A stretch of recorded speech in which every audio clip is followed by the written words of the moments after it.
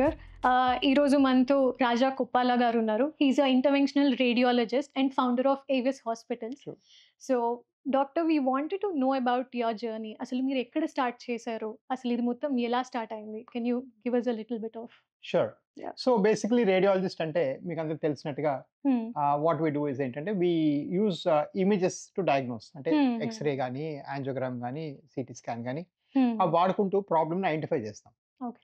కాకపోతే ఆ రోజుల్లో హ్మ్. యూఎస్‌లో అప్పుడు ఇండియాలో పెద్దగా లేదు. ఓకే. ఇంటర్వెన్షన్ రేడియాలజీ అని ఒక కొత్త ఐడియా వచ్చింది. ఓకే. ఇంటర్వెన్షన్ రేడియాలజీ అంటే ఏంటంటే ఆ ఇమేజెస్‌ని వాడుకుంటూ ట్రీట్మెంట్ చేయడం. హ్మ్. సో, ఆ వాడుకుంటూ ట్రీట్మెంట్ చేయడం అనేది అంటే బేసికలీ ఏదైతే డయాగ్నోస్టిక్‌కి వాడతామో, ఆ డయాగ్నోస్టిక్ ఇమేజ్ వాడుకుంటూ ట్రీట్మెంట్ చేసేవాళ్ళు ఇంటర్వెన్షన్ రేడియాలజిస్ట్. ఓకే. ఇదొక చాలా స్పెషలైజ్డ్ బ్రాంచ్. హుహు. అప్పట్లో అయితే అసలు ఇండియాలో ట్రైనింగ్ ప్రోగ్రామ్సే పెద్దగా లేవు అప్పట్లో. ఓకే. నేను చదువుకునేటప్పుడు.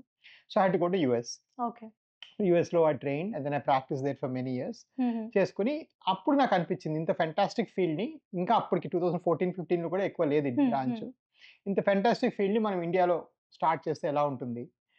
ఇలాంటి ఐడియాస్‌తోని మనము కొత్త ఐడియాస్‌తోని చేస్తే ఎలా ఉంటుంది? 15లో వచ్చి ఏవిస్ హాస్పిటల్ పెట్టడం జరిగింది. ఓకే. సో, ఇంటర్వెన్షన్ రేడియాలజిస్ట్ అంటే అన్ని రకాల ప్రొసీజర్స్ కూడా చేస్తాము. Exactly. We do all kinds of అంటే ఆహ్, చిన్న బయాప్సీ అంటే ప్రాబ్లమ్ కనుక్కోవడానికి చేసే బయాప్సీ దగ్గర నుంచి లివర్ క్యాన్సర్‌కి లోపలికెళ్ళి ట్రీట్మెంట్ అయితేనేమి, ఆహ్, యూట్రస్‌లో ఫైబ్రాయిడ్స్ వస్తే ఎక్కడ హ్మ్. కట్ చేయకుండా ఫైబ్రాయిడ్ ఎంబలైజేషన్ అయితేనేమి, ప్రాస్టేట్ గ్రంథి అంటే హ్మ్. మేల్స్‌లో ప్రాస్టేట్ పెద్దగా అయితే దానికి ట్రీట్మెంట్. ఓకే. ఇవన్నీ రకాల ప్రొసీజర్స్ కూడా చేస్తాం.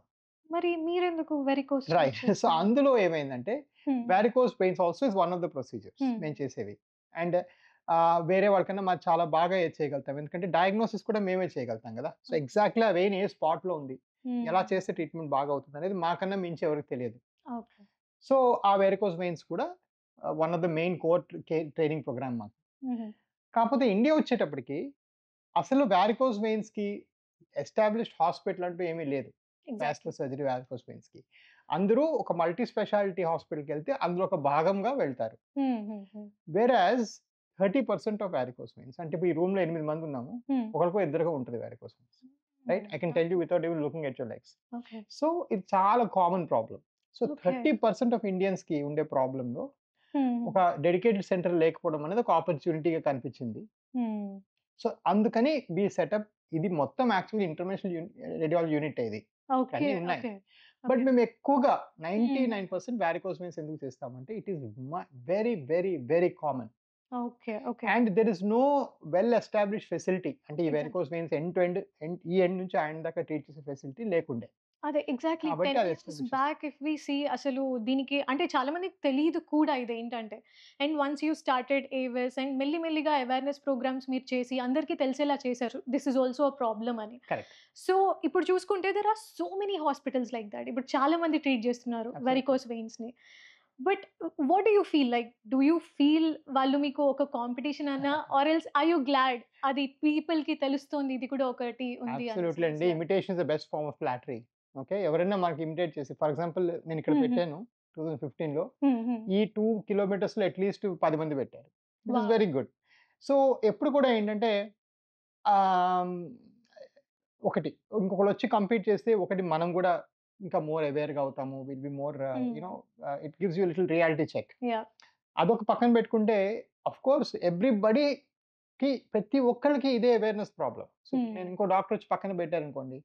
మీకొచ్చిన పేషెంట్స్‌లో 50% మంది ఈ వెయిన్స్ ప్రాబ్లమా అని అడుగుతారు. ఇప్పటికి. యాహ్! ఇప్పటికి నాకు అడుగుతారు. ఓకే. అదే క్వెషన్ వాళ్ళకి అడుగుతారు. Okay. So, it's a good thing that hmm. Everybody is competing with same pie and hmm. వాళ్ళందరూ కూడాను ఈ అవేర్‌నెస్ మీద కొంత మనీ స్పెండ్ చేయాలి, టైమ్ స్పెండ్ చేయాలి, రిసోర్స్ స్పెండ్ చేయాలి. దీని మీద హ్మ్. అవేర్‌నెస్ చాలా తక్కువ. ఇప్పటికి కూడా చాలా అవును. మందికి లేదు. అవును. So, I think it's a good thing. హ్మ్. హ్మ్. నౌ దేర్ ఈస్ ఒక చిన్న నెగెటివ్ ఎలిమెంట్ ఏంటంటే కొంచెం ఒక చిన్న బ్యాటిల్స్ విన్ అవ్వడం కోసము హుహు. కొన్ని ఫాల్స్ ప్రామిసెస్ 100% తగ్గిపోతుంది. హ్మ్.